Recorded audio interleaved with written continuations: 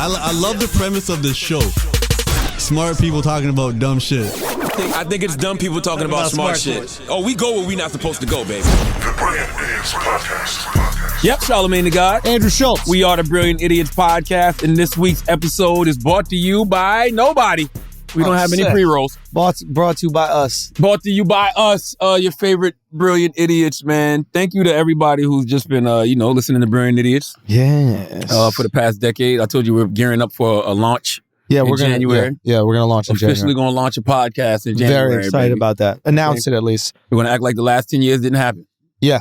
Well, no, it did, but we were just getting ready. We're getting ready. It was warming up. 10 years of warm-ups to finally hit the ground running the way that we should. How was your week, man? It was good, man. It was sad because Izzy lost, Stylebender lost, but it was also inspiring to see like how he lost. I thought that was it was really cool. I learned a lot this week. I laughed my ass off with all of these people seeing you behind Joe Rogan. And like it looked like the arena was empty and you were still sitting there because you couldn't believe it. Heartbroken, bro. People on YouTube are amazing. People are like, unconfirmed gay relationship between Andrew Schultz and Theo Vaughn. And they edited the video. There was one point where I'm laughing, I tap his leg, and they slowed it down so it just looks like I'm holding his knee. I gotta get the video when it started. But it was really cool seeing the way that Izzy reacted to it. And it's just a loss in a combat sport, bro. But he specifically held his head high and he was talking about on Flagrant because we had on Flagrant. He was just like, listen, I've suffered like way larger disappointments in life. It's like you have a choice in life, what you're going to do with things. You can choose to move on. He goes, I'm going to fight this guy again and again. I know I can beat this guy. I don't want him to get caught up in that either, though. That's what's scary. What's that? When you get so caught up in vengeance or redeeming yourself. Because he's lost to the dude, 2 times, 3 times? He lost to him 2 times in kickboxing. Yeah. And then this 1 time in MMA. It's like, yeah. Like, you don't get so caught up in trying, because technically you got to beat him 3 times in order to even the score. Well, unless you demolish him. It depends. If you beat him in MMA, then it's 1-1. Okay. And I think Izzy showed some cool stuff here. Like, he got caught by the same shot that flatlined him in their last kickboxing fight. Yeah. And it didn't knock him out. Yeah. So he took the power. So there's a lot of things. And he dominated him with the wrestling. People didn't know he had that. And listen, obviously I'm biased. That's my boy. But it's just the way that he handled the loss. He always handles loss well, though. But he hasn't lost. He lost 1 time against Jan Blachowicz, who he was going up in weight 20 pounds to fight. So it wasn't. And I liked his post speech after that one too. Yeah, it was just great. It's just an L. I think that people but it makes you go, okay, you can fail. Like it really inspired me. It was like, listen, if I'm not failing, I'm not trying hard enough, and you can handle failure with dignity. Right. Every GOAT, every greatest of all time has lost. What are we talking about? Yeah. Floyd Mayweather confuses people because he's 50-0. Yeah. So people think you got to be undefeated to be the best ever. Yeah. Tom Brady has lost 3 Super Bowls? Yeah. Muhammad Ali lost fights. Yeah. Michael Jordan lost a lot on his way to sheer dominance. Yeah. You know what I mean? But it's just like, come on, you lose. LeBron James has lost a lot. Yo, a cool thing. A lot. A lot. We don't talk about for some. Exactly. Too much for some. Yes. But a cool thing happened, I think, and I think this was really cool. And maybe this is like the Duval effect of me, where I'm always like looking at what the positive outcome from even a sad situation could be. But like he got all this love after the loss. And I think what happens when you're like a dominant champion and he hadn't lost at middleweight is that like sometimes, and I'm sure maybe you even felt this in your career, where you feel like people's love for you is often tied to your success. And then when you lose, you actually find out that people love you because there's an opportunity for them to share it. You know what I mean? It's like all these people were reaching out and all these people were saying how awesome it was that he went and took on a challenge and how awesome it was in the way that he handled it. And I don't know, it's like I saw all this love for him.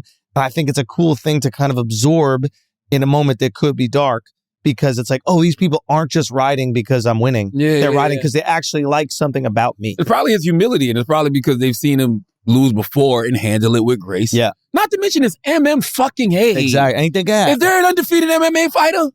I'm maybe not like a... Not nobody that's been in a while. Yeah, maybe not a top. Yeah. I mean, Khabib is not fighting anymore, but he hadn't lost. And Khabib never lost? No. Oh. Yeah. Oh, okay. Yeah. Oh, listen, man, Izzy still Izzy at the end of the day. Facts. You know what I mean? And by the way, every now and then there's somebody who just always got your number. I think Izzy got this. You think so? I think he has it. Why does he need to fight him again? Why? It's been 3 times. After 3 is too much, bro. Different. After 3, after 4, like I don't want to see 4s and 5. Like they're talking about Fury Wilder again. If he got like that. really hurt badly and like, you know, something was wrong, he got concussed, etc., then I go, okay, what are we doing? But to dominate the guy, to be up 3-1, yeah, and then he got caught, and the guy has knockout power. He got caught.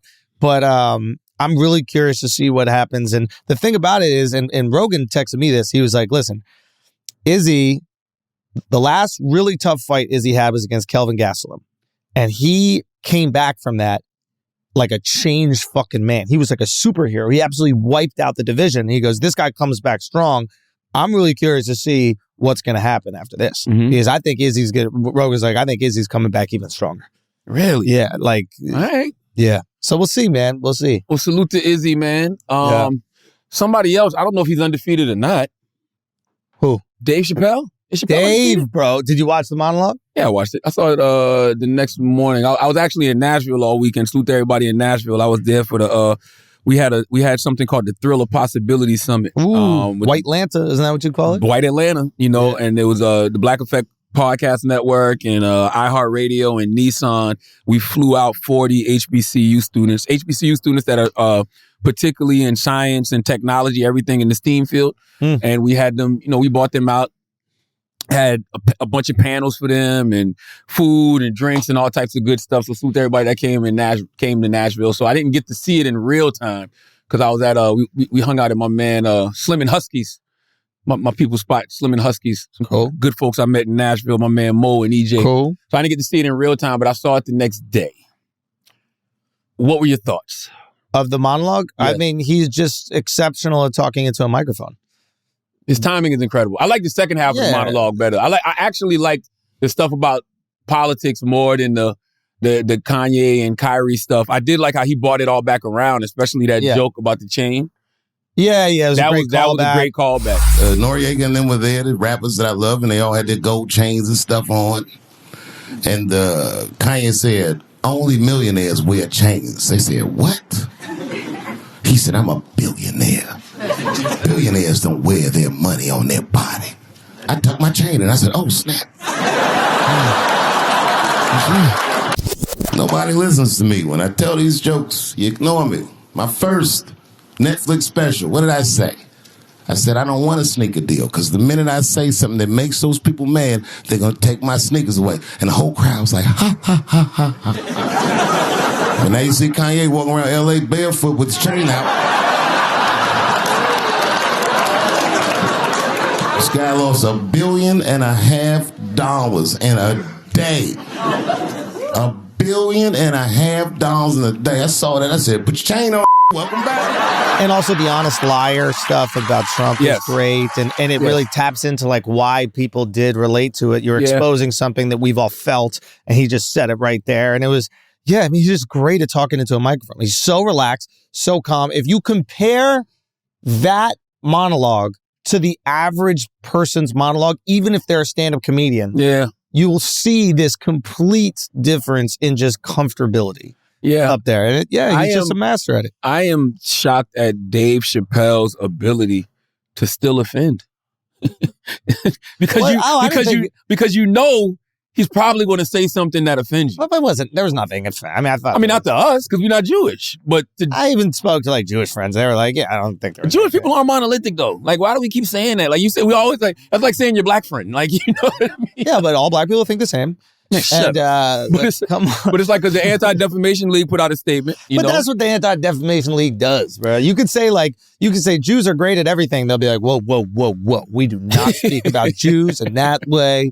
Yeah, no, I don't know. Man. I will say this. I think that in moments like this, I want groups like the ADL and other Jewish people who say that Dave is doing things like normalizing anti-Semitism, use these moments as opportunities to teach.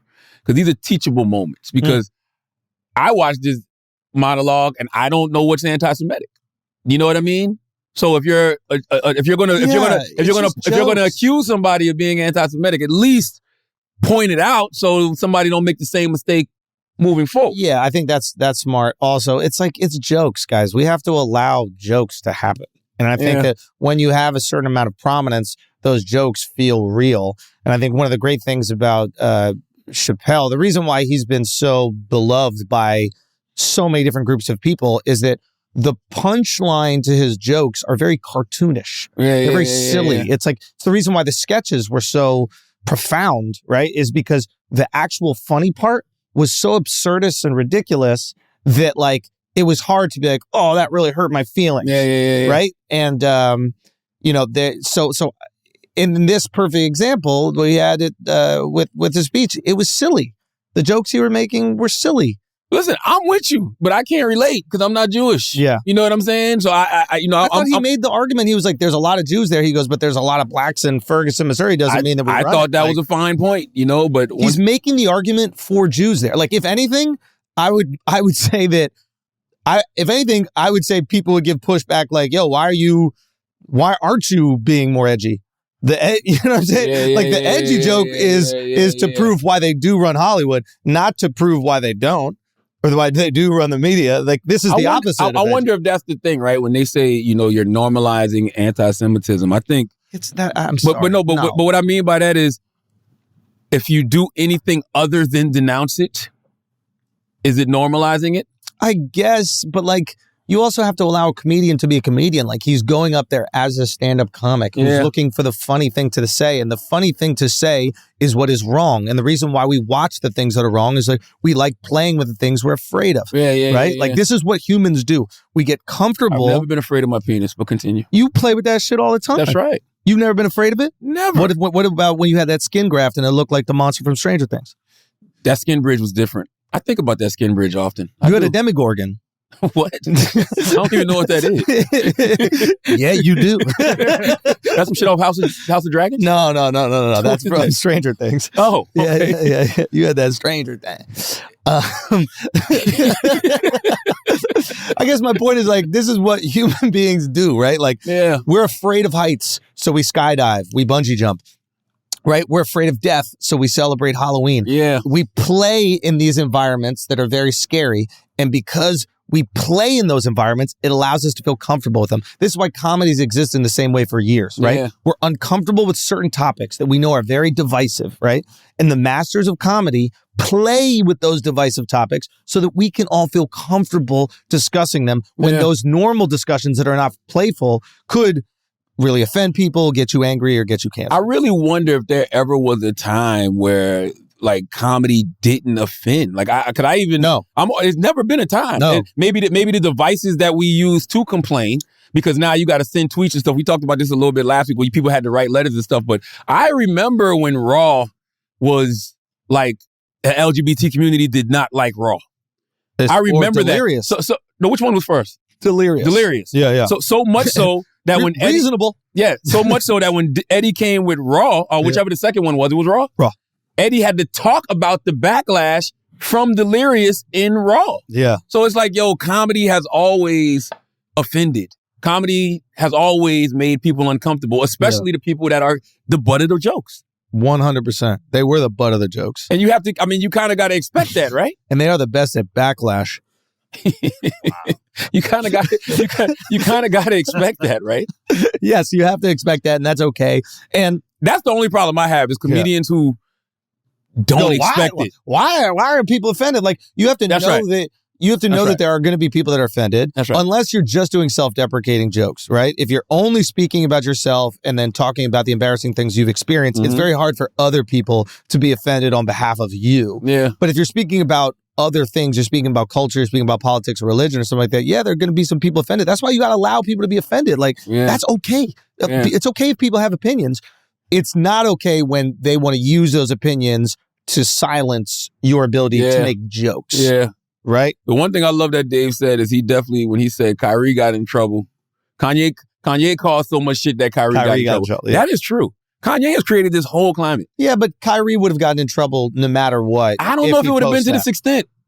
I really don't. I think it's because of the climate that Kanye created. And y'all can say whatever y'all want. The climate that Kanye created was the climate of bigotry. And you know how you know it was bigotry? Because he said it. Yeah. He was in the Piers Morgan interview and he goes, I know I was being racist. Yeah. I meant to be racist. Yeah. When you insult the Jewish people and say you're going DEFCON 3 on the Jewish people, that is as racist as anything you say you've been through and any pain that you've experienced. It's the same thing. Racism is racism.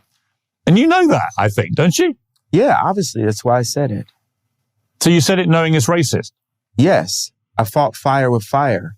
Okay. I'm not here to get hosed down. He was in the Drink Champs interview and he said, I can say anti-Semitic things. So he acknowledged that he was being anti-Semitic. Yeah. So he's the only one that should really, really, really be getting smoked. I think they're going too far on Kyrie for sure, especially But it's because of Kanye. It's because of the climate. Dave and Kyrie are all suffering from the climate that Kanye Kyrie's created. a stubborn fucking idiot. If he apologized right there, said That's what he what I'm said was saying. wrong, Yes. it's over. That's what I'm saying. He doubled down. He was being stubborn. He's like, you're not going to tell me what to do. Yeah. He did that classic fucking thing that like your girlfriend does when you know she's wrong in an argument. She's like, well, let's talk about what you guys are doing. It's like, that's what gets you in trouble. I will say, I saw you with academics. I think the conversation was fair until you just threw out 2 words, bro. What'd I say? Wild pussy. Yeah, that's Can't wild just be out pussy. here calling Commenting people wild is pussy. wild pussy, bro. Commenting on shit that got nothing to do with you is That's wild all we pussy. do for a living. We pussy, bro. When you gonna realize we pussy, bro? When those dudes attacked you outside the fucking Breakfast Club, you ain't fight them. I got the fuck on. Cause we pussy, bro. So what's the opposite of wild? We're domesticated pussy? We're domesticated pussy, bro. We some domesticated pussies out here. Oh, Come on. man. We're Come on, domesticated Charlotte. pussy. So, you know what I'm saying? Can we not be pussy, bro? You know what I'm saying? What did you think about Chappelle saying that it shouldn't be, because clearly you don't abide by any of this, but it shouldn't be this scary to talk about things? It shouldn't be this scary to talk about anything. It's making my job incredibly difficult. And to be honest with you, I'm getting sick of talking to a crowd like this. I love you to death. And I thank you for your support. And I hope they don't take anything away from me. Whoever they are. I will say that like comedy takes time to work jokes out, right? And a guy like Dave, who people are trying to record every single time he's on stage, and like everything he actually says can make news. Yeah. You know, it's...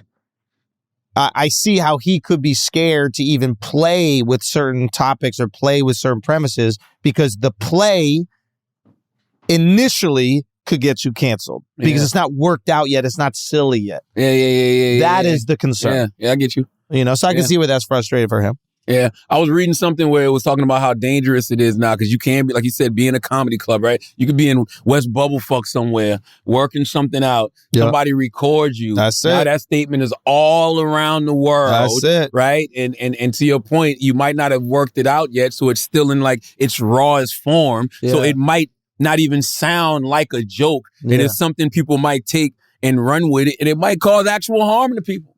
Because that's what happened to the dude, God bless the people that got killed in, what was that, West Virginia? Was that the University of West Virginia? Jesus Christ, bro. You getting all serious? No, but because the guy went to his father to tell him he was being picked on.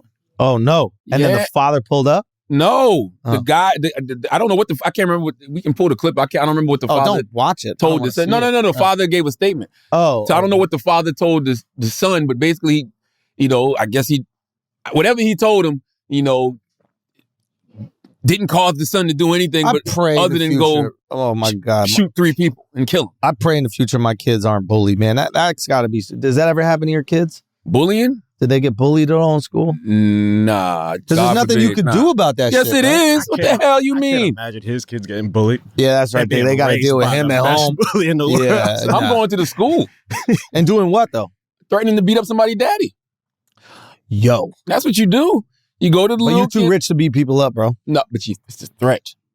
The threat. And that little boy goes home or that little girl goes home and says, Daddy, this guy came and said he's going to beat you up if I don't leave somebody alone. Yeah, but Charlotte, what happens when someone accepts the threat? I couldn't believe it was him. I still can't believe it now. He came to the house and he did his laundry. And we sat and talked, and he was doing real well. I don't know what happened between then and now to cause this to happen. He excelled in everything. He was everybody's friend. Everybody loved Chris, especially when he flashed his teeth, he smiled. He had some problems. When the last time I talked to him, he said some people was picking on him or whatever. He didn't know how to handle it. I just told him, just go to school. Don't pay him no mind. Do what you got to do. He was real paranoid when I talked to him about something. He wouldn't tell me everything. Why did it have to get this far? I don't know what to say, except I'm sorry on his behalf, and I apologize. He's not a bad kid. He really isn't. I just don't know what happened. I wasn't there. I don't know what happened to cause all of this. Something caused him to snap. That's why you got to leave people the fuck alone. Talkspace. Talkspace feels a little like having a mental health professional in your pocket. Talkspace offers both therapy and psychiatry, and being able to reach out to my provider anytime, anywhere makes taking care of my mental health super easy. I'm more relaxed when I'm traveling, knowing that if I need to talk with my therapist, I can just send a message from wherever I am. Working through things in therapy can be tough, but connecting with my therapist isn't, man. Y'all know I am a big proponent of therapy, man. I think that you should get it any place, anywhere. And Talkspace provides that, okay? That's why I wholeheartedly recommend Talkspace for therapy. You can sign up online and get a personalized match with a provider that's right for you, typically within 48 hours. You can text, video, or send voice messages to your licensed therapist, so it's incredibly convenient to have virtual sessions from the comfort of your home. Talkspace is mental health care that meets you wherever you are. It simplifies taking care of your therapy and psychiatry needs because it eliminates the need to commute to appointments, all right? You don't got to miss time at work. You know what I'm saying? You don't got to line up childcare in order to attend your session. Talkspace has thousands of licensed therapists with years of experience in over 40 specialties, including depression, anxiety, substance abuse, trauma, anger management, relationship issues, food and eating, and so much more. Talkspace is secure and private, using the latest end-to-end bank-grade encryption technology to store client information and complying with the latest HIPAA regulations. As a listener of the Brilliant Idiots podcast, you'll get $100 off your first month with Talkspace when you go to Talkspace.com/idiots. To match with a licensed therapist today, go to Talkspace.com/idiots to get $100 off your first month and show your support for the show. That's Talkspace.com/idiots. You want to do Blue Chew Schultz? Yo, Blue Chew. Okay? Blue Chew. Listen, it's fall. Okay? You know you're deep in fall. It's Thanksgiving coming up. Like, listen, we're going to be around family. It's time for you to really break it down. Like, let's say, for example, ladies, you're going to your man's family, okay? You're going to your man's family for Thanksgiving, all right? Don't you want him to pop that Blue Chew, make you scream super loud, wake up the whole family just to let them know that you're mommy now? You're mommy now, right? You need to be screaming, crazy, enjoying it, cursing, saying whatever the fuck you want. Yams, potatoes, ham, whatever. You know what I mean? You need to be saying all that shit. And you could do it right now. Get your man on it. Same active ingredients that's inside Viagra or Cialis, but it's the chew. It's the one we rock with. BlueChew.com, okay? You can get your first month free. All you got to do is pay $5 shipping. You just got to use that promo code IDIOTS, and you get that right there. Enjoy. Peace. Let's get back to the show. Oh. Yo, you got any church announcements? Yo, check out Izzy on Flagrant. That'd be great if you guys do that. And Big then, Izzy. Infamous, almost at 10 million views, which is absolutely crazy. Woo. So thank y'all so much for that. That's going to be a huge milestone. So keep spreading the word on that one. And yeah, check out Izzy and then check out Infamous right there. What about you, man? My church announcements are simple. First of all, I want to salute to the Samuel Goldwyn Films. You know, earlier this year, I executive produced a movie called 88, which premiered at the Tribeca Film Festival, and Samuel Goldwyn Films just purchased that. So that'll be premiering. Whoa. Yeah, that'll be premiering on, it'll be released in theaters and digital platforms early next year. So salute to everybody, my man Brandon Dixon and everybody that contributed to the making of 88. Salute to Aramose, the filmmaker. And hell of a week. You know, new episode this Thursday at 11:30 p.m. on Comedy Central. This week, I know Godfrey is on. Oh, David Frum used to be with the Bush administration. And who else is going to be on there? Denai Denai. I'm sorry, Denai. I'm just gonna call you Denai Oyoke from Black Panther. I got to learn how to pronounce her name by Thursday. But yes, Thursday night, 11:30 p.m. Comedy Central. Join us right after The Daily Show. Okay. Okay. Did you see Black Panther yet? Yeah, no. Did you see Black Panther, Alex? Yeah. Did you enjoy it? I did. I really enjoyed Best movie of Marvel Phase 4 by far, right? Yes. Phase 4, definitely. Yeah. Whatever. I thoroughly enjoyed it as well. What did you like it better than the first one? I actually did. Actually did. You know why? Can you tell me the premise of it? It's grief. What? Grief. Grief? Grief is the premise of Wakanda Forever. What do you mean? Grief is absolutely positively the premise of Wakanda Forever. The thing I liked about Wakanda Forever more than the first one is the stakes were higher. But why? I mean, I can't tell you the movie, but the stakes were much, much higher in Wakanda Forever. The stakes weren't as high in the first Black Panther. I got to disagree. Talk to me. Because that was the first, majority black cast that Marvel ever did. So that could have flopped. And I ain't talking about no wokeness type stuff, Alex. I'm talking about the plot of the movie. Oh, but I'm just saying the stakes for the movie performing well, I think was higher. Oh, you mean the plot? The plot, yeah. Oh, you mean like that. I'm talking about the plot of the movie. Yeah. The stakes were higher. Yes. Now, You know what I mean? is it true that the more or less like the plot is about Mexicans trying to infiltrate a resource-rich land and steal the jobs? No, that's not actually. Oh. It's actually more so about the Mexicans and the Mexicans wanting the black people to be aligned with them. And were they Mexican? They were Mexican. Yeah. They were? Yeah. The Mexicans wanting them to be aligned. Technically Aztecs, right? Aztecs, yeah. Which are Mexican. So Namor was looking for an alliance, and they couldn't get on the same page about They wanted to be in alliance. They wanted the alliance, but couldn't get on the same page about why, which I thought was very interesting. And somebody said that to me. They was like, why would this country just protect Riri Williams? Like, since when would a foreign country just protect somebody from another country? And I think that they forgot what M'Baku said in the film, and what M'Baku said in the film was true. He was like, yo, if we do this, if we give this country what they want now, what more will they keep coming back asking for? Ooh. That's what people forgot. So that's why they put that hard line in the sand. But I don't want to give too much of the movie away, but I enjoyed it a lot. Now, in terms of like their defense, did they build a wall? Like, what were the things that they used to keep the Mexicans out? Did they build? Well, no, they definitely created a defense. Yeah. It wasn't a. Yeah. It wasn't a wall. You know what's so interesting? What about I don't want to say. I don't want to give the movie. You got to see the movie because there is something in there. Right.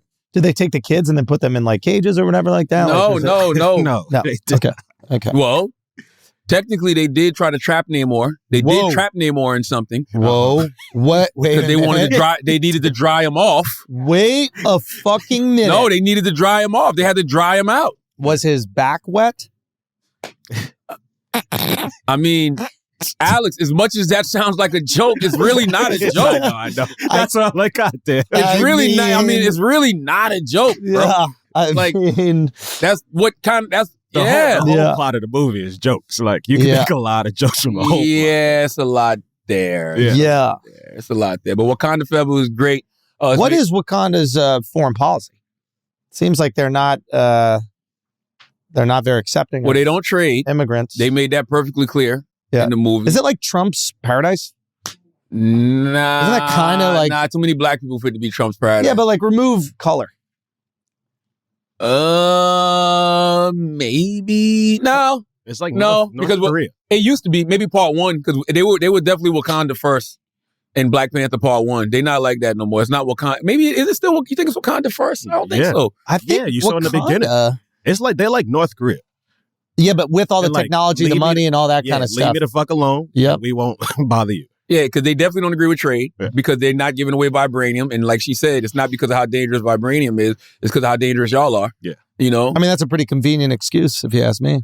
But they're not the only country with vibranium. Ooh. Come to find out. Ooh. You know what I mean? So it's like, you got to see it. It's a good movie. I enjoyed it. I thought the plot was good. You know, I like the previews before the movie, which is always important. Creed 2 looks great. Avatar Part 2 looks great. Oh shit, it is Creed 3. Creed 3, yeah. Creed 3, boy, Creed, that shit make you want to get in shape like a motherfucker. Yeah. My God. I mean, man. Yeah. When the last time we seen that many abs and pecs, bro? Yeah. I'm serious, man. In one trailer between Jonathan Majors and Michael B. Jordan. Crazy. It's unbelievable. Crazy. But it's not worth it to look like that. That shit is mad dumb. Why? Tell them about the stuff the doctor put us on to. Oh, yeah. We're going to be on all that shit, though. What do you mean? I mean, we got some shit. What? Don't worry about it. Y'all Bro. about to get BBLs, bro? Nah. What you Even mean? better. Yeah. We're going to be on the shit that all the people in Hollywood are on. What you mean? So don't worry about it. No, bro. Nah, that's the We're going to be whole on. That's whack. That's what just the regular pedestrians are using. Steroids? No, Nope. bro. I can't talk about it right now. I already talked about the G-Wagons Well, tell me costing what no the money side and they're effects. getting rid of that shit next year anyway. Tell me what the side effects are. For this shit You that look y'all great. want. You look great. Your I don't wife, believe your wife that. gets even more lucky. There's got to be something else. That's not it.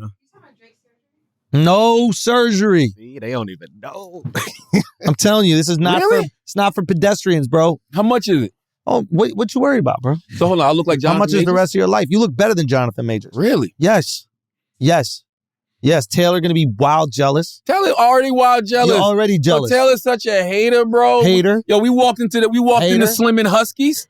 Listen, we walked into Slim and Huskies And what in happened? Nashville, Yeah. and somebody was like, "Damn, that's thick," and she thought they were talking about her. Him, her. And so when we both looked at the same, we both turned around at the same time. Yeah. And dude was like, "You Charlotte." To you. Yeah, and I was like, "That's a And then what compliment." happened with you? Nothing. She just sat there sulking, trying to order more protein and Slim more and carbs Huskies. at dinner. Give me more husky. Yeah, give me more husky. Damn, Taylor, that's fucked up. You can't even just let him be great sometimes Exactly. too if he has a Let me thick day. fucking be great. You see your guy's announcing his presidency tonight, bro. Who? Trump. In order to make America great and glorious again, I am tonight announcing my candidacy for President of the United States. Oh no, he about to get washed. But it's gonna be fun. Why y'all think that? Why y'all? How much hope have y'all lost in Trump because of one midterm election? Nah, here's the thing. He's gonna win the Republican Party. There's no question. Yeah, and who can beat him from the Democrats, bro? Come on, bro. Joe Biden, spry Biden, bro. You think? I don't believe that. You don't think Biden got it? I don't know. I'm be honest with you. I don't know. What if they just say numbers back and forth to one another? Do you think who would win then? He'll lose Biden around 15. You think? Yeah. If you throw a comma at Biden, it's a problem. If that's the number with a comma, there's no fucking way in hell he's saying that shit correct. I just don't like how y'all have given up on Trump so fast, bro. I think Ride we with just- your guy. We've given up on presidents. First of all, what do you mean, my guy? What are you saying, my guy? You like Trump. As a fucking comedian. Okay, but ride with him. I do ride with He him. bombed one time. Now all of a sudden. No, he didn't bomb. Them other bums in the party bombed. Well, he co-signed the bums. I mean, that happens sometimes. If you do a Netflix special where you Yeah. put 4 comedians up there and they bomb, Yeah. it's all on Andrew Schultz. Is it though? Yeah. I don't know if it's on me. What? I don't think it's Now on you me. sound like Trump. Yeah, I don't think it's If on they me. do good, Listen, if they give do me the good, credit. That's my credit. But if they don't, then that's definitely them. See, the guy has bars. What I hate about Trump is the fact that all y'all love watching that motherfucker too. You send it around your group chats. Everybody has so I much used fun. to. And then publicly, nobody says shit. What do you mean you used to? You just did 3 seconds ago. You said the funny thing he just said 3 seconds ago. That was funny. We like funny things. No, We're that human was funny. beings. That was We like funny. funny That was things. funny. And when people make us laugh, it's hard to hate them. Yeah. That being said, like the world is so much easier during a Biden presidency. We know he's a corpse, but life is just so much more calm. I think the world is easier during it don't even matter if Biden's the president. It matters what the opposition is stirring up. So the reason I think that the world will be better if we get back to like regular conservatism, like the shit that we're used to. Yeah. Like the Reagan, Unengaging Bush. politicians. Boom. I don't need You know what I mean? to be You hilarious. bring the temperature down a Yeah. lot. You're not Just be fanning the there. flames. That's Yeah. what I'm talking about. Even Obama was too cool. Like, don't even be that cool. Nah, cool. It's fine. Hey. Listen, he's so cool that now we're really paying attention. We shouldn't know about all the things they're doing. Obama fanned the flames in another way. What do you mean? Because he was black. Oh, people didn't like That's that. what I'm saying. So he fanned the flames of a whole group of people that probably just hated him because he was black. What about just mediocre fucking presidents? I don't care if you're black. I don't care what you are. Just be there for 4 We got one years. now. Exactly. And look, listen, the economy's worse. People are out of a job. Everybody's getting robbed. But we're happy. But we're happy. Bro, everything is worse than when Trump was president. And we're happy because we don't want the stress. We just want to unplug. And that's what Joe Biden is. Yeah, the world is too political. He just allows you to unplug. With Trump, it's every day there's a fucking new issue about everything. Yeah. I don't want that. Like Biden, he goes up there, he falls asleep, he tries to say a few fucking numbers. Dude, it's just easy. I don't want that. I don't want to be back in that news cycle where the world is holding on to the president's every single word. I don't want that. Especially, I'm gonna tell you what's even more dangerous. If Biden said, "Yo, I'm not gonna talk for the next 4 years," vote for him. Listen, imagine this Twitter in a Trump era. This Twitter in a Trump era.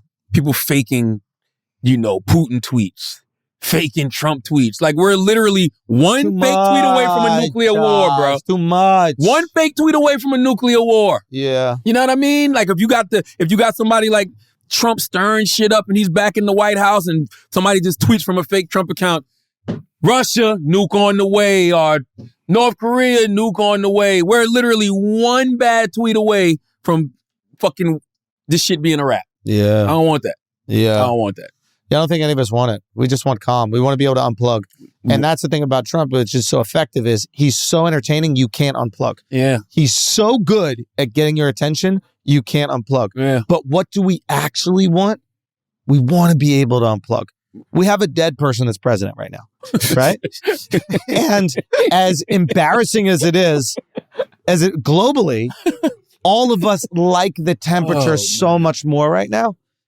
And the problem is we also love distraction. I like it more when the red side simmers down. What does that mean? I feel like we're on the fast track to fascism. One thing that the midterms gave me was just I refuse to learn what that word means. But I refuse. The one thing the midterms gave me was a little bit of hope that, you know what, people still care about democracy. No, they just don't. They care more about abortion than the Republicans thought. A strategic error. Like Republicans. But that's democracy though, because think about it. You got a 6-3 conservative majority in the Supreme Court. Yeah, people want to get their scoops. Rights are getting taken away. Yeah. Rights. Yeah. So that's the thing. Even conservatives want to be able to abort. I think we should just care about rights, period. Sure. Like when you live in a country where rights just start getting taken away, that's the slippery slope for everybody. Yeah, but how much more fun is it to just be silly? Silliness is great. Easier to be silly in a country that's at least stable. And it feels more stable. I think we're getting back to stable. But that's the thing about stability. It feels more stable, even though all signs show we are not even close to as stable as we were during at least the beginning of Trump's presidency. Yeah. Like, not even close. I mean, the funny thing about American democracy, we're overdue to collapse, bro. Bro, why are you even saying that? We're Americans, huh? Where are we going to go? I'm not saying we're going anywhere. I'm just saying all democracies at some point in history have collapsed, bro. America's long overdue. What do you mean long overdue? Chris, come on. Don't do that. Don't do that. You don't do that. You didn't bring him over here for the Jew talk. We're not doing this. We had Jew talk? Yeah, we had Jew talk. No, we didn't. Yes, we did. We did. We talked about Dave Chappelle. Oh, you're right. Yeah. You're right. And you didn't even bring him over. You didn't ask what the Jew had to say about it. That's how you knew that it wasn't offensive to Jews. Is there's a Jew in the room, you're like, we don't even need to ask. My take, listen, I told you what my take was on that whole situation. Use it as a teachable moment. Instead of just saying, hey, that's anti-Semitic, or you're normalizing anti-Semitism, let people know what they're doing wrong so they don't make these mistakes moving forward. Because I don't think anybody's intention is to hurt. Dave started it off denouncing anti-Semitism. You know what I mean? Yes. He started it off in that way, even though, that was kind of a way to like make fun of the performative nature of apologies. Well, 100%. But he still did it, is what I'm saying. Yeah. What do you think it is, right? I found this very interesting. What? There's a couple in Arizona. Oh, boy. A husband. Oh, no. And a wife. Oh, God. Who were teachers. The wife was an 8th grade teacher. The husband was a 4th grade teacher. Oh, goodness. Taylor Wood, just get away from the Cliff Notes. Yes, you did. You clearly did. So, her husband is a 4th grade teacher. She's an 8th grade teacher. They both got fired because they have an OnlyFans page where they upload X-rated videos, and they was getting it popping in the classroom. Uploaded the videos. They got fired. I agree that they should have got fired for bringing the school into it, right? Mm-hmm. Like if you're going to do it in the classroom, fine. But this is interesting to me because we literally had this conversation in Nashville over the weekend because one of the kids asked about social media in the workplace. And I was saying, like, man, I never thought about it. I mean, for what we do, social media matters in our workplace. But if you're like a teacher or something like that, it's like, and this is what I presented. I'm like, well, what if you're a model citizen at work, right? Like a model citizen, employee of the year, everybody loves you, but you go home and you got like a gossip blog page, like an alter, like you're an alter ego. You bust it open on OnlyFans, and you do this to make money. Should that affect your day job? If they know that it's you, yeah. Now, this teacher said she blocked everybody in Arizona, which I didn't even know you could do. She said she blocked everybody in Arizona, and she only does this in her free time.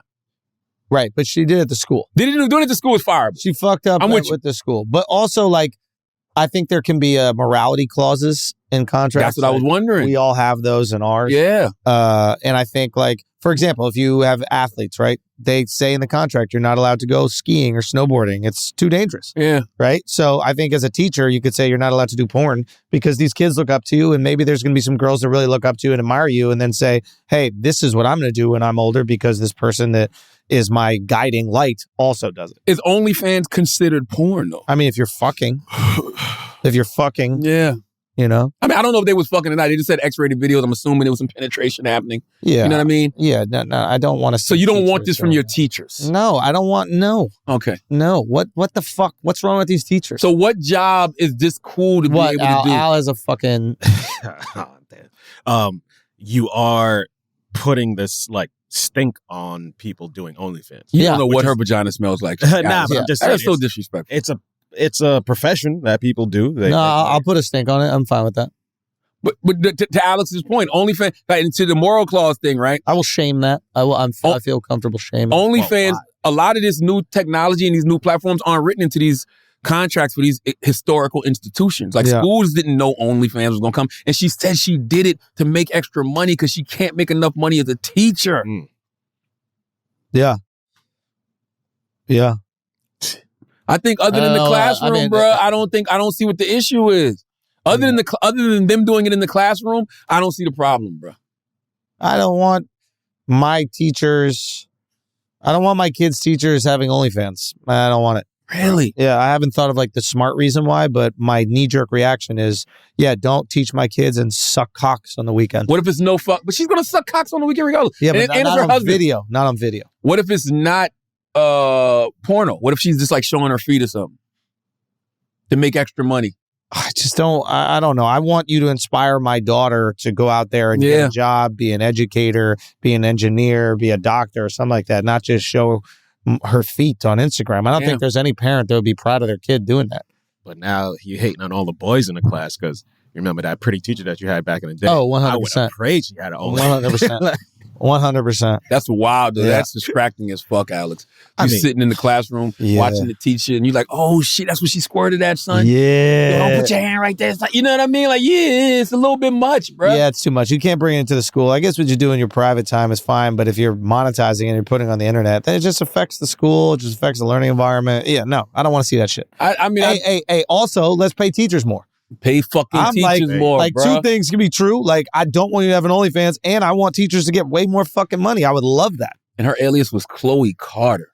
Oh, wow. She had an alias and everything. She got ratted out. Somebody told on her. But they shouldn't have been doing it in the school. No. You fucking in the school. You bringing the school into it. You bringing the class into it. That's where the problems come into play. But man, this is a really tough spot to be in. Like, I mean, is it that tough? Just like, hey, teachers, you can't do OnlyFans. Sorry. But teachers, I need to make more money. Well, I mean, if you're doing OnlyFans, that should be your only job. You think so?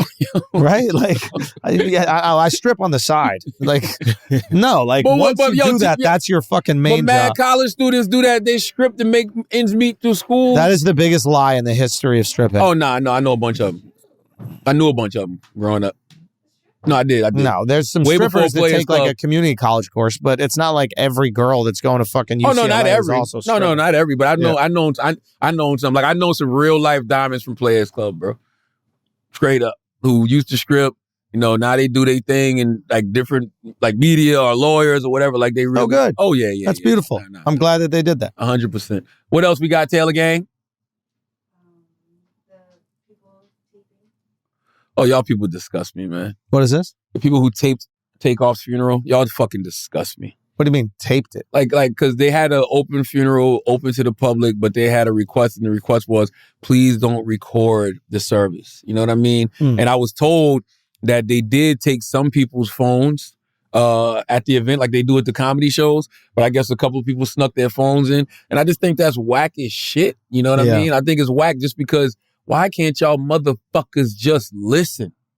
You know what I'm saying? Like, yo, like if you're that selfish to go to a funeral and you just gotta tape Offset talking, or you just gotta tape Drake talking, or you just gotta tape Quavo talking, you know how selfish that is?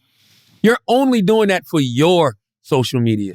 You're not doing that for any other reason. You're making somebody else's funeral about you. Yeah. If you want the funeral to be about you, guess what you gotta do? Yeah. Die. I'm serious. Charlamagne, calm down. That's a nasty conversation. That is not nasty. Bro. I'm just saying. That's a nasty conversation. Bro, you know how, you know what kind of egomaniac you got to be to go to somebody's funeral and make it about you? Yeah, you're right. It's the funeral, bro. You're right. You're like, right. come on, man. Yeah. I guess whack as fuck. Yeah. What else we got, Taylor Gang? What did 21 say exactly? Yeah, this might be blown out of proportion. He said, 21 said, I don't feel like he's relevant. I just feel like he got fans. Let me hear the audio. That's what Clubhouse is. Taylor said they're all talking over each other. It's Clubhouse. Yeah. What y'all saying relevant though? I don't feel like he's relevant. I just feel like he got none of them are relevant. Man, I don't feel like Nas is relevant. Coogee Rap and Kane dropped the project and that shit was ass. Hold on. Why Coogee Rap and Kane called it straight? One mic, not relevant. No, he's not. He's not relevant. He just has a loyal ass fan base. Thank you. He just has a loyal fan base that and he still make good ass music. But They don't like have a core fan relevant. base, bro? What y'all saying relevant though? I don't feel like he's relevant. Okay. Listen. The word relevant, I'm going to defend 21 here because I think I do understand what he's saying. I think he's using that word in terms of like affecting current hip hop music and culture, right? The songs that Nas is producing, maybe going on the charts, or you hear on radio, you hear at the club, you hear at the strip club or something like that. Like, I think what he's trying to say is he's not a prominent artist currently, but he said he's an amazing rapper and he has a loyal fan base that loves hearing his rap. So the word relevant, being not relevant, sounds like a real fucking diss, and I think that was maybe the worst word to use to make that point. But I don't think Nas would agree. I don't think Nas is going, oh yeah, I'm a top 40 charts rapper right now. Every album I put out, that shit is going crazy. I think that if I'm 21 Savage, and I love 21 Savage, you know what I mean? But I don't think relevant is the right word to use with Nas. I think Nas is classic. I think Nas is legacy. I think Nas is icon, you know, but he's definitely still relevant because he's been relevant for 28 years. That's why the word is wrong, but you understand, like, what is the right word for that? He's not... I listen, he put out an album Friday. It's his fourth project with Hit Boy, King's Disease 3, and they're discussing it on Clubhouse. So how is it not relevant? Sure, but you know what I'm saying? Like, they're discussing Nas. Yeah. But you remember, like, when we were growing up, a Nas album drops and then the world stops. Did it? Or at least in New York. I don't know. I mean, like... I don't remember. I love Nas. World stopping? I mean, people... The hip-hop world, like, you know... Every time I pay attention now, though. I was me and my cousin Pro, working out the King Disease 3 yesterday. I think there's a difference. I would rather have the 28-year career. I would rather have the 28-year career. There's no question. You look at Nas's musical catalog and you look at his investment portfolio. Oh, my yeah, God. he's killing it. I mean, God, Jesus But Christ. no, that shit relevant. His investment portfolio is beyond relevant. Very relevant. All right? I mean, Nas invested in Ring early I just on. don't know if 21 was trying to like insult Nas as a rapper. He said he's a great rapper, but yes, his effect on rap culture is different now than it was back in the day when he was more prominent. The word relevant is going to seem insulting, and I understand why people, you know, kind of wrap themselves around it. but he calls him an amazing rapper. He makes amazing music. He compliments him. He's not saying that the skill has diminished in any way. It's just how many people are consuming it has changed. Yeah, I just don't. I mean, when you say somebody's not relevant, like to me, when you say somebody's not relevant, it's like what? Because he's not the algorithm of the day. Do you know, you know what I mean? Yeah. He's not the current algorithm of the moment. But that's the beauty of having a loyal fan base is that you can continue to put out your art even if you are not part of the algorithm. Like Nas is going, him and Hit Boy are going to do about 40, probably. Yeah. 40,000 records independently. Beautiful. They're not signed to nobody. Like they're really, Nas is just doing this art with Hit Boy because he really appreciates doing the music. It's great. You know what I mean? And once again, his investment portfolio. Crazy. Jesus Christ. Yeah, he got in on all this tech stuff. Google. He's been a part of $2 billion acquisitions, bro. Yeah. Like, go just Google what Nas is doing. And once again, I love 21, but man, the goal, and all of these guys like 21 got pressure. And I'll tell you why. The people who came before them, who have been, who we consider legends and icons, they've been in the game 30 plus. Like, really, the Snoops, the Jay-Z's, the Diddy's, the Dr. Dre's, the Nas's. Like, you know, even just go down south to T.I. T.I.'s been in it for like 20 and some change. Ludacris. All of these Gucci, man, these guys have been around. Jeezy, these guys have been around for 20 plus. Are you going to be here in 2 decades? That's different, bruh. Like, that's what everybody should be aiming for. It's about the longevity, man. It's about the consistently great, because you're only going to be that white hot thing once. You know what I mean? You think you can be the white hot thing more than once? I think it happens. Really? Drake's the only one who's he's proven that wrong. I don't think Drake's been white hot. I also, he hasn't been white hot for what's a decade. White hot is 50 Cent. Get Rich or Die Trying. Or Drake first 2-3 albums. White hot. He ain't been that, and he's consistent. I think white hot, I understand kind of what you're saying maybe, is white hot also implies new. Yeah. Right? There's an excitement about the thing that's new. Yes. Whereas Drake has been at the top of the game for over a decade, but he's not new. Yeah. That's right. But to me, I still look at it, it's like it doesn't get any bigger than Drake. So whether you're fucking white hot or not, you are the top of the game. Yeah. Like, who's bigger than Drake? I mean, in rap, hey, it depends, right?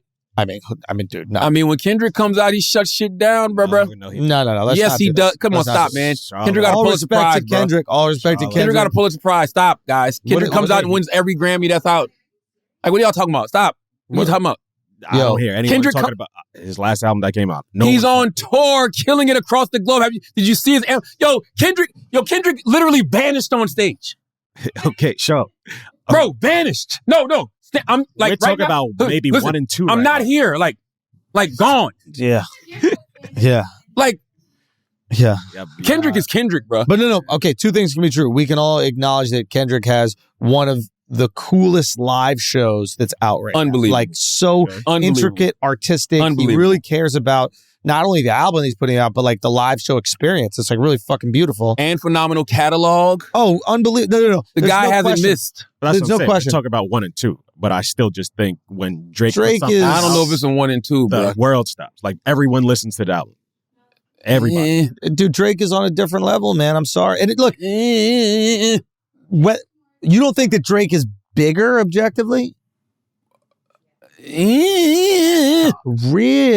I mean, I don't know, Yo, you bro. know what this feels Kendrick like? ain't no slouch, You know what bro. this feels like? This feels like not you. No, Kendrick ain't no slouch, bro. This feels like Nas This and Kendrick Jay-Z. Lamar. Do you remember when Nas and Jay-Z were kind of like, who's the king of the city? Do you remember that happened? Yeah. And like, the gap was way wider between Jay-Z and Nas. no, back Yes, in the it day, was. bro. I'm telling Not you, lyrically. I'm saying in New York. I'm saying in New York. But even as not as artists, but success-wise at the time, the gap was That's really, not how it really felt wide, in New York. bro. It's not how it felt in New York. Jay-Z was 5 million records sold. It's not how I felt in New York. Because New York has so much love for Nas, right? Yeah. And I think if you look at Nas is like in the Kendrick space, and Jay-Z. You're saying is in that. the You're Drake saying space. Nas had so much love for. I mean, New York had so much love for Nas, but Jay had to kind of like resurrect the feeling. Like, remember, he was saying Nas was done. Oh, but that's later on. I'm talking about. No, this is when at the start of the beef. That's how the beef started in Takeover. He said that. Like, yo, you one hot album every 10 years average. Like, Yeah. you had a spark when you started. Now you just garbage. Well, yeah, and then that he was lit the a fire. consensus for a little bit. Then he lit a fire. That was the consensus for a little bit. No, that's true. That's true. Because what is it? The first one is It Was Written? Illmatic. Wait, what? Illmatic. It was Illmatic. Then the better album. It was written. It was written. Then he had a couple ones I Am that was were great. not as. I Am was great. See, God, it's so weird how we remember stuff. I remember like the first two being fire. I Am and then, was like, great. Third and fourth. Fourth was good. That was Nostradamus. Fourth was And I heard even I Am was like not well received. And then fifth was I what? Am had Hate Me Stillmatic? Now on there. There was a couple, but I Am- Stillmatic was fifth. Stillmatic was after Jay put that spark in him. Because that shit was crazy. Stillmatic was was fucking. Stillmatic was fire. Stillmatic was fire. I'm just saying, I don't think that. I think Kendrick is big, bro. No. Kendrick We is all agree massive, he's huge. I think Al said we're talking about 1 and 2. He's absolutely massive. I don't know if it's 1 or 2. I think it's go just this, like you got some shit in your beard. I think it's like 1A. Oh my, because I'm sucking wild dick right now. Whoa. What? Wow. Unnecessary. Sometimes you got to stop yourself from sucking wild cock. Like, yo, come off your Kendrick dick real quick. I know somebody out there riding in the car like, yo, get off. Yo, you riding Kendrick wild hard right now. That's why he said it. I was like, I don't even know why he's talking like this right now, bro. That was great. Maybe Chico's right. Sometimes you got to Reddit yourself. Yo, you got to Reddit yourself. Okay. All right, what else we got, bro? What else we got, Taylor Gang? Salute to Billy McFarlane, man. Firefest? Man, He making a comeback? Yeah, but everybody focused on the wrong things, bro. Which is? Where's Andy? Son, I need an assistant. Where's Andy, bro? I need an assistant. We ain't seen or heard from Andy since Andy said he's out here willing to suck dick for water, bro. You know what I'm saying? For water. Billy called and said, Andy, we need you to take one big thing for the team. And I said, oh my gosh, I've been taking something for the team every day. He said, well, you're our wonderful gay leader, and we need you to go down. Will you suck dick to fix this water problem? And I said, Billy, what? He said, Andy, if you will go down and suck Cunningham's dick, who's the head of customs, and get him to clear all of the containers with water, you will save this festival. And I literally drove home, took a shower.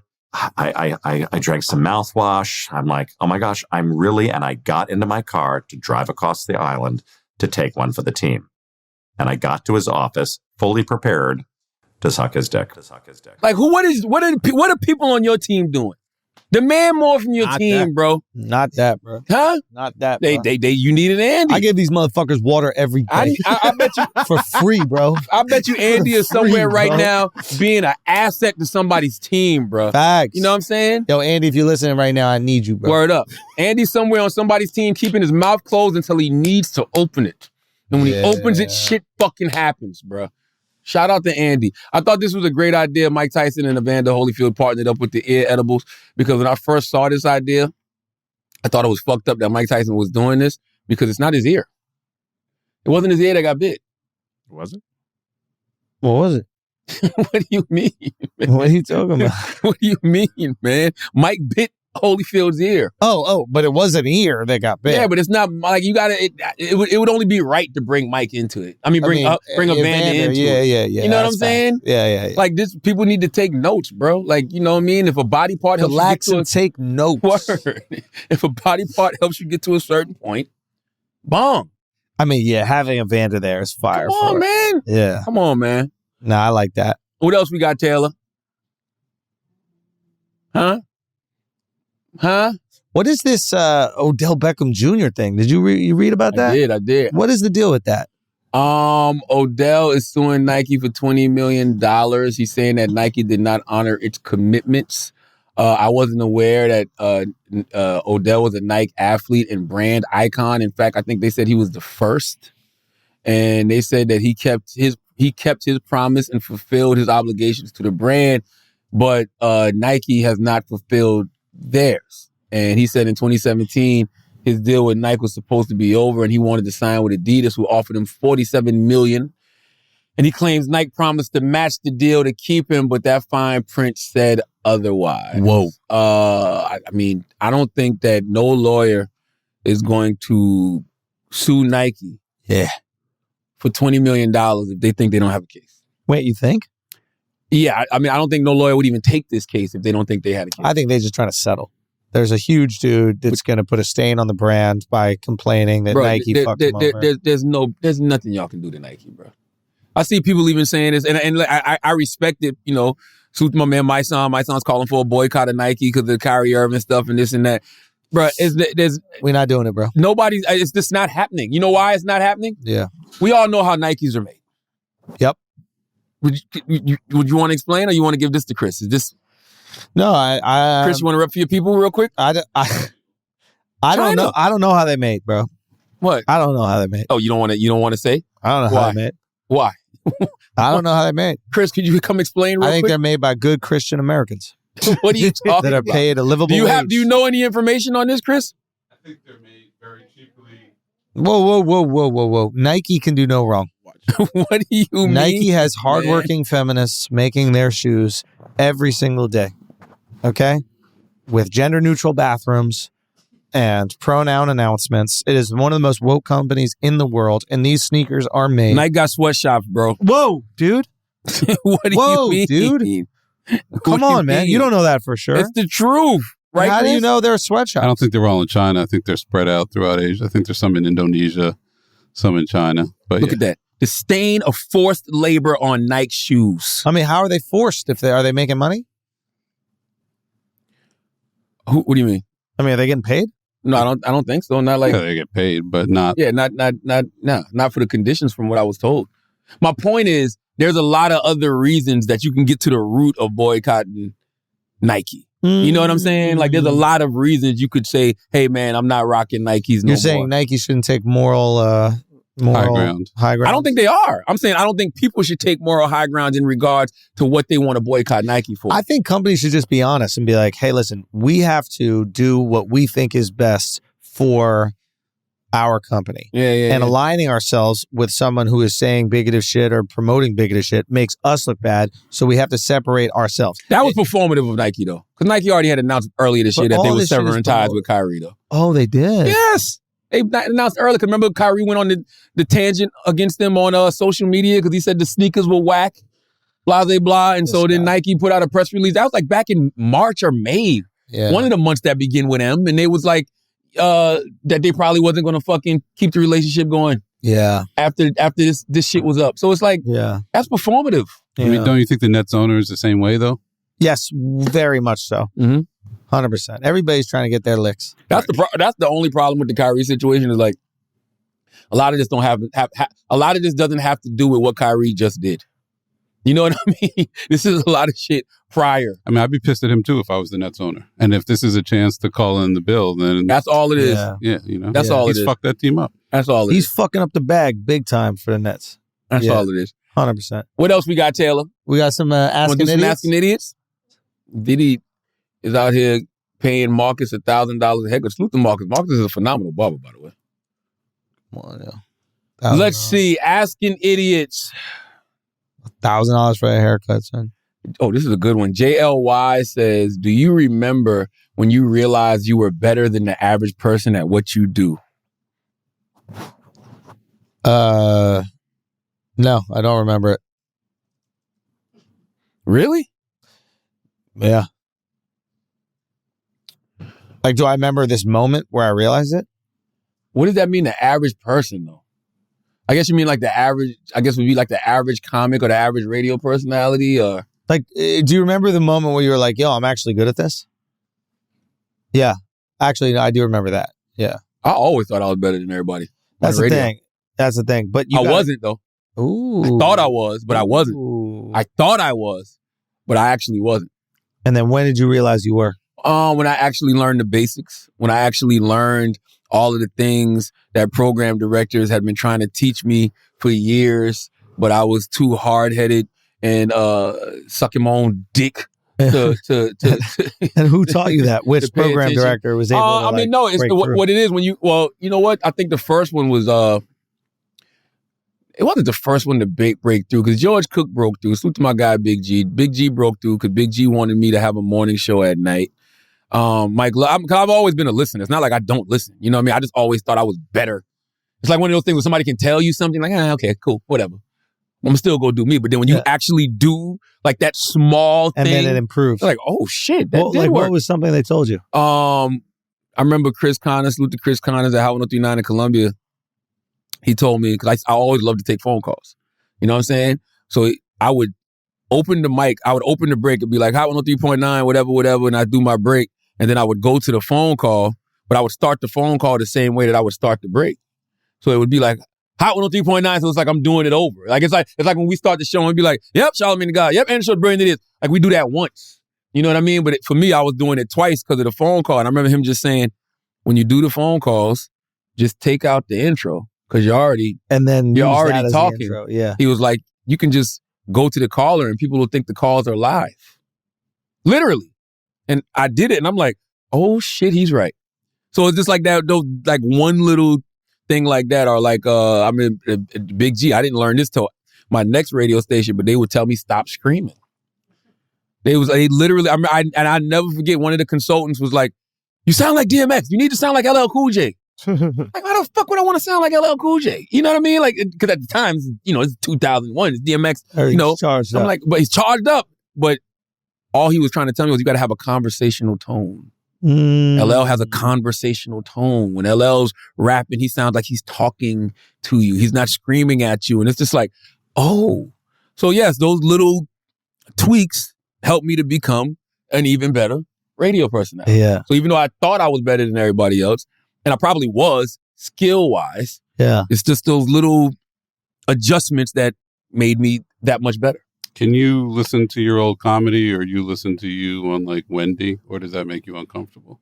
Now? I have to do it. It's always uncomfortable to listen, but I think it like really helps. The old stuff sometimes is valuable. You know, you're like, oh, maybe there was some sauce I had there that I left along the way and I want to get that back. And then even just listening to the new stuff, it allows me to like organize the ideas in a better way.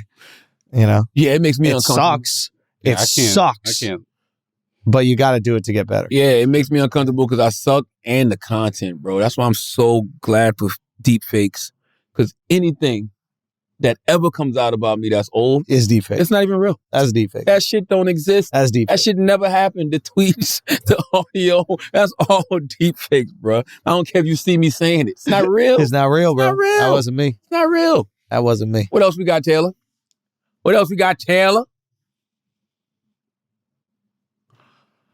Ooh. Charlie Marciano says, when was the last time you challenged your beliefs?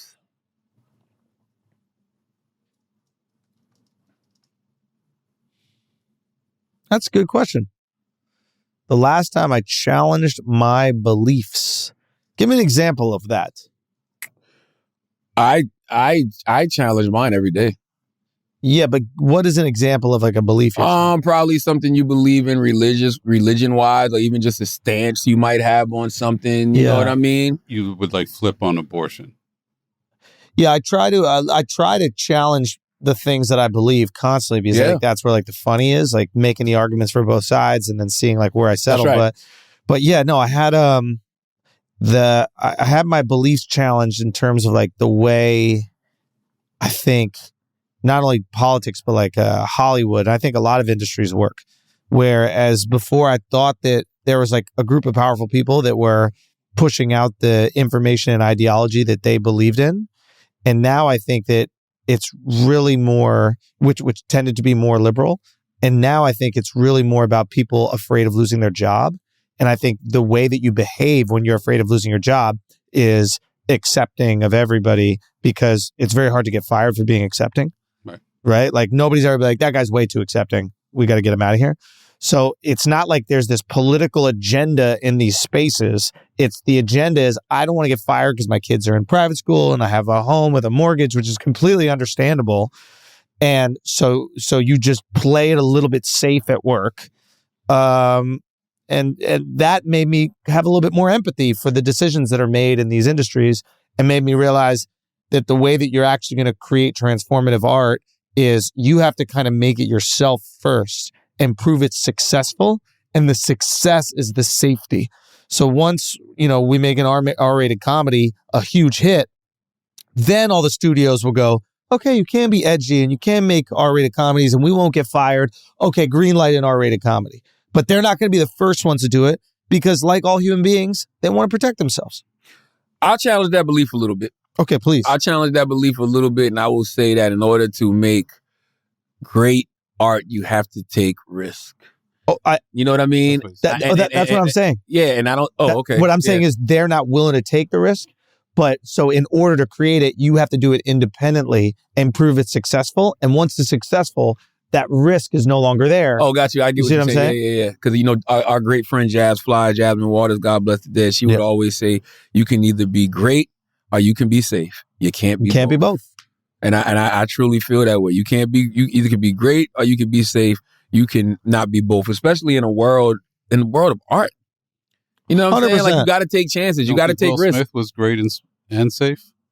No, I don't think there was anything safe about Will Smith, because you got to think about when Will Smith first came up. I know it's easy for us to say that, but everything Will Smith did, somebody took a risk. To take a rapper and put him as the star of a sitcom on NBC, that was a risk. To take that rapper and then start putting him in blockbuster films, that was a risk. Like every time Will Smith was starring in these films, it was a risk. And it was almost like a wonder every time he would do it. Like, oh my God, he got another number one? Whoa, wait a minute. This shit with aliens is number one now? Or, oh, this shit with him playing a drunk superhero is number one? Like, all of this shit was a risk. And sometimes those risks didn't pay off. He had 10 straight number ones of risk taking. And then he had like 5 flops in a row. You know what I mean? But everything about Will Smith was a risk. I think when we think safe, sometimes we just think content. But no, think about the risk that the studio was taking. And he's black? He's a black rapper that you're putting in these blockbuster films? Like, nobody thought that shit wasn't on paper. That shit not supposed to work, bro. Yeah, I think you're right. Black Panther was a risk. Bob Iger said that himself. Bob Iger said, and it was a podcast that he did. I forgot who he did it with. Bob Iger said that if they would have followed what you're saying, like that safe model of what a lot of executives did, he said if they would have followed that, they would have never even made Black Panther. Mm-hmm. They would have never made. There's nothing about it that even says make this film. Nonetheless, make it, do it the way it should be done. Black cast, black director, black writers, and it's $1 billion, business. So yeah, like you and Jazz are saying, basically, you can either be safe or you could be great, but you can't be both. But I challenge my beliefs all the time just by simply listening to both sides. Like, I don't just I just don't take my feelings like, okay, like we talk about the Chappelle thing. I can hear it and be like, all right, that was funny. But then if I see somebody say, oh, let's normalize anti-Semitism, I don't just dismiss it. I want to know why they feel that way. You know what I'm saying? Because I want my feelings respected the same way. And then when I hear what they say, I'm like, oh, all right. Yeah. I can see that. You know what I mean? Yeah. But it don't mean I have an opinion on it either way. I can just understand why Dave felt the need to say what he said. And I understand why, Jewish people could be offended by it. Yeah. It's simple as that. Yeah. Simple as that. But that's how I challenge my beliefs. Because and I don't even think it's about beliefs. It's about feelings sometimes. Challenging your feelings. Yep. 100%. Let's do one more, Taylor Gang. And then get up out of here because I got to go do Sherry Shepherd show. Oh, Sherry Shepherd. Yeah, I'm going to do Sherry today. Why do I know that? She used to be on The View. Now she took over Wendy Williams' show. We already answered the question from Charlie Marciano. You only get one, Charlie. Oh, you know what? This will be the final question because this is a good one. Can you teach accountability? Because there's a question that I've been asking the past couple of weeks. I ask it a lot of different ways. I say, what do N-words hate more? Reading our accountability. What I say, the broaden it, what do people hate more? Yeah. Reading our accountability. In 2022, going into 2023, what do you think people hate more? Reading our accountability. Accountability. Definitely accountability. Yeah. Nobody wants accountability. It's tough, man. Being accountable is tough. Yeah, because it forces you to look at what you've done that's wrong.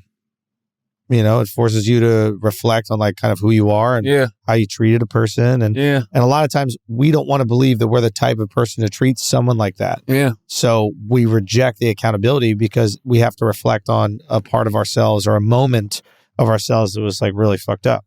Like, not really fucked up or just like unsavory. It's funny. Like when my wife and I argue about stuff. Like for me, it's very easy for me to just say I'm sorry, right? If I know I fucked up, it's very easy for me to just go, yeah, I'm sorry. Like, because I view my fuck up as a momentary lapse in who I am, right? My wife views an apology as a defining moment in who she is. So it's harder for her to apologize because it's her going, well, then you're going to think that's who I am as a person. And I'm going, no. I know who you are as a person. That moment, you just weren't that, which we all cannot be that. And you apologizing is just going, hey, I wasn't myself for a moment. You not apologizing is making me feel like that you believe that behavior is okay to always do, which is really frustrating. It's like as soon as I get an apology, it's thrown out the window. But now I understand why that's tougher for her because she's believing that people like me or anybody else that she's apologizing to is going to view her as that unsavory behavior. Does that make sense? I get what you're saying. So I don't know. It's just really funny. That's like interesting. Though. The different ways that people look at accountability. Apologies show me that you're not that person. That's how I look at it. Yeah. But what if you view the apology as like acknowledgement that you are that bad thing, that flaw? Yeah. Like, so I could see why that's so much harder. So it's really been like, it's been me communicating to her. No, I know who you are. I love you. You're apologizing because you made a mistake, exactly. not because you are a mistake. Yes, yeah. But I can see how if there are people that are like that, it's harder for them to give up that apology. And it's I don't know. I thought that was kind of a really cool thing, and maybe people who struggle with accountability, maybe that's how they feel. And I guess I would say that to them too. That's like everybody's going to make mistakes. We are human beings. We are flawed, and apologizing for those mistakes isn't only for you, it's to let the other person that loves you and trusts you know that isn't who you are. That's right. That you don't think that that's okay. That's right. I'm telling you, it's when you don't get an apology. When somebody does some fuck shit to you, it sucks, and they man. don't apologize, it's because number one, either they don't think they're wrong, or number two, they just feel like they can do that to people. And that is, it makes you feel unsafe with that person. Absolutely. Yeah. And I'll cut you off. Right. Straight up. Yeah. People that cannot take accountability for their bullshit, I'll cut you off. If you blame everybody else, if you're never the problem, if everybody else is the problem, like, come on, bro. Yeah. Like, stop it. Knock it off. Don't you think that's part of the hardest part of being a parent sometimes? Is teaching accountability? Well, that's a great question. It's easier sometimes just to be like, all right, I told you how to clean your room to go out.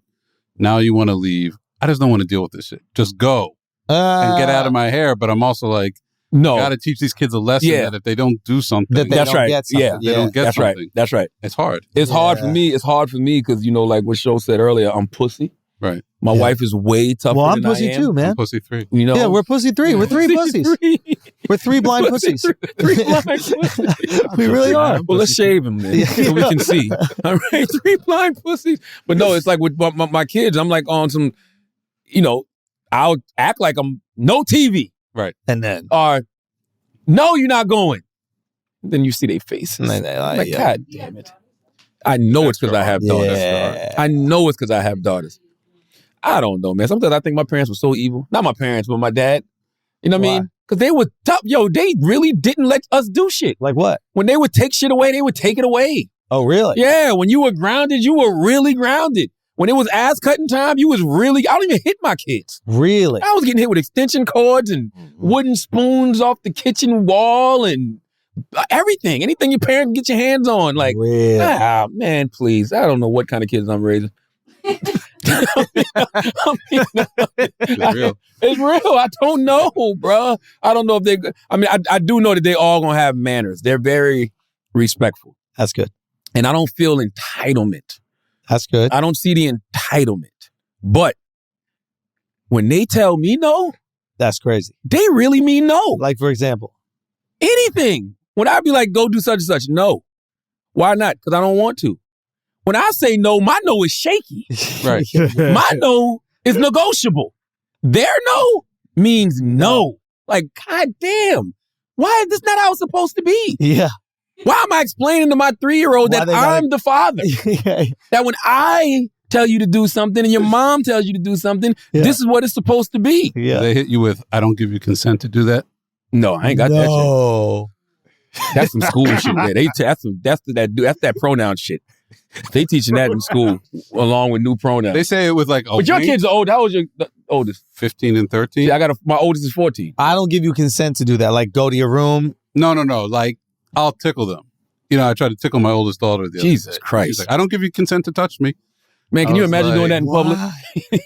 Chris, imagine doing that to your daughter in public and somebody hears it. Right.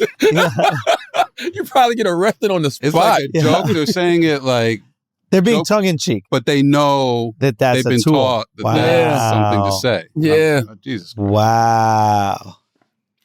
That's a good ass way to get out of tickling. I'm not gonna lie. Right. yeah. I don't give you consent to do that. Yeah, man. I don't know. Being a parent is hard in 2022, bro. Hey. It really is. But a blessing, hopefully. It's definitely a blessing. Keep shooting, show. You know me. As always. One thing you know about me. Big Show T.